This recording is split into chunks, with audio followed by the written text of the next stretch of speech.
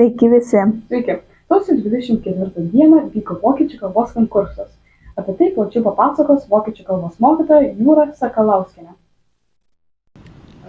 Galiu pasakyti, kad aš iš visų 8 klasių, kiek turiu, čia šitos 3 pačios šauniausios merginos, kurios manau, kad vertos tikrai atstovauti mokyklą Kauno miesto konkurse.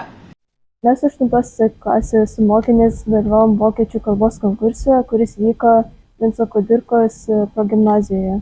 Konkursas buvo gana sunkus. Reikėjo parašyti rašinį tema Aš po 10 metų. Buvo kalbėjimo dalis, kurioje uždavinėjome ir atsakinėjome į klausimus. Taip pat darėme projektinį darbą grupėse, reikėjo pristatyti, kaip reklamuoti Vokietiją. Nors užduotis buvo sunkios, džiaugiamės galimybę bendrauti su kitų Kauno mokyklų mokiniais ir pritaikyti savo vokiečių kalbos žinias praktiškai. Šiandien, sausio 29 dieną, mūsų gimnazijoje vyks rusų kalbos olimpiada. Plačiau reportaže. O kokia tema? Šios olimpiados tema bus gyvosios gamtos pasaulis. O kiek mokinių dalyvaus? Šiemet gana daug mokinių dalyvauja olimpiadoje.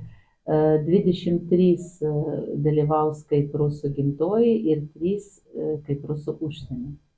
O kiek eis į miesto olimpiadą? Noriu dar pasakyti, jeigu kas nežino, kad šioje olimpiadoje dalyvauja 10 ir 11 klasių mokiniai.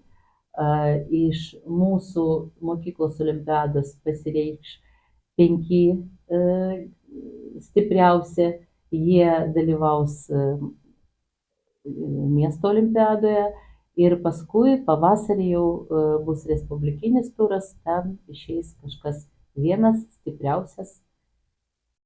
O kada bus miesto olimpiada? O miesto olimpiada vyks vasario 8 dieną. Ačiū. Mokiniams linkime sėkmės. Sėkmės visiems. Mano kolegė pasikalbėjo su gimnazijos direktoriumi ir uždavė rūpimus klausimus. Labą dieną. Labą dieną. Labiausiai visus dominantis klausimas. Kaip vyksta statybos? Kada 11 ir 12 galės grįžti mokytis į gimnazijos pastatą? Šiuo metu statybos darbai įsibėgėja. Jau pradėtos mūryti sienos, vidinės pertvaros ir išorinės. Bijome kaip prisižadėti, bet šiaip yra susitarimas, kad statybų įmonė mums perduos patalpas iki rugsėjo 1 dienos naujas. Kada grįž 12 ir 11, tai mes norime, kad tai vyktų kuo greičiau, bet šiuo metu prasidėjo apgadintų aplietų patalpų remonto darbai ir kai mes juos baigsime, tai planuojame, kad jie grįžtų. Dabar antras klausimas. Gal galite pasidalinti naujovėmis? Kas gero vyksta mokykloje?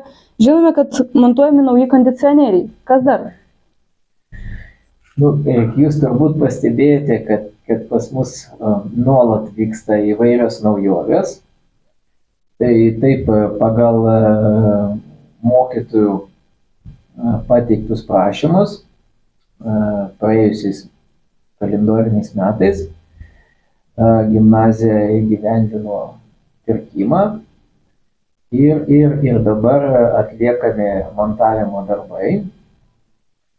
Taip pat mūsų gimnazija dalyvaus jau šiais metais 1000-mečio mokyklų projekte. Tai ateis labai didelės lėšos. Tai šiais metais mes įgyvendinsime pirmą etapą. Tai bus vėl, reiškia, pagal tą projektą perkami ir nauji kompiuteriai, naujos priemonės. Gimnazija dalyvaus tam tikruose projektuose ir mokytojai turės galimybę kelti kvalifikaciją ES valstybėse, tai naujovių bus labai daug. O mokiniai domisi, ar atsiras kondicionierius technologijos kabinete. Jis ten labai reikalingas. Jūs kalbate apie medžio technologijų kabinetą? Taip. Šiaip mokytojas šiais kalendoriniais metais yra pateikęs tokį prašymą, tai mes dabar rinksime paraiškas ir planuojame, kad vasarą vykdysime pirkimą ir technologijų kabinete nuo rugsėjo 1 dienos toks kondicionierius atsiras. Ir paskutinis klausimas, kada nauji mokiniai galės naudotis spintelėmis? Tai nauji mokiniai ir dabar jau gali naudotis spintelėmis, reikia tik tai, kad klasės vadovas tų naujų mokinių kreiptųsi į direktoriaus pavaduotoją ūkio reikalams Algį Kazlauską. Dėkojame, geros jums savaitės. Ačiū. O čia jūs galite matyti jau paruoštus kabinetus 3 aukšte. Taip pat mes gavom 4 aukšto ekskliuzyvinius kadrus.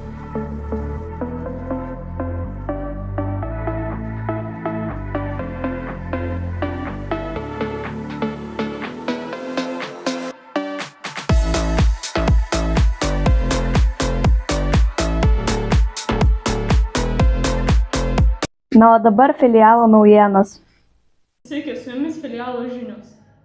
Ar kada nors susimąstėte, kad mokytojai irgi kada nors buvo vaikai? Mes turėjome progą pamatyti savo mokytojų vaikystės nuotraukas.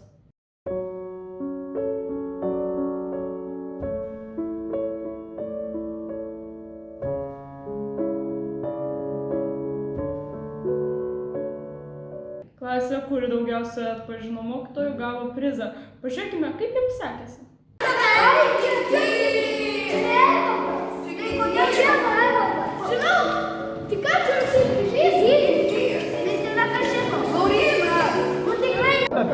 Visos mokytas vienas bapūrė. Čia Svetlana.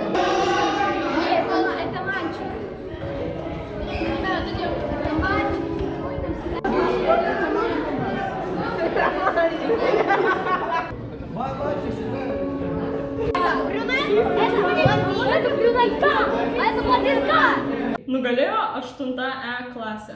Это не было трудно, но с помощью того, что наш класс работал совместно, мы смогли, так скажем, получить личность. Ну да. Mokinių nuomonė, mažiausiai nuo vaikystės pasikeitę mokytojai yra Rokas, Diana, Laimutė, Jelena ir Laurynas.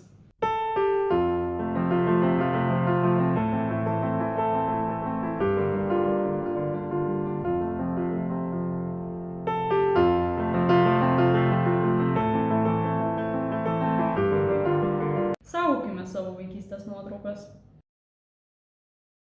Šiandien tiek, su jumis buvo Sandra, iki malonaus.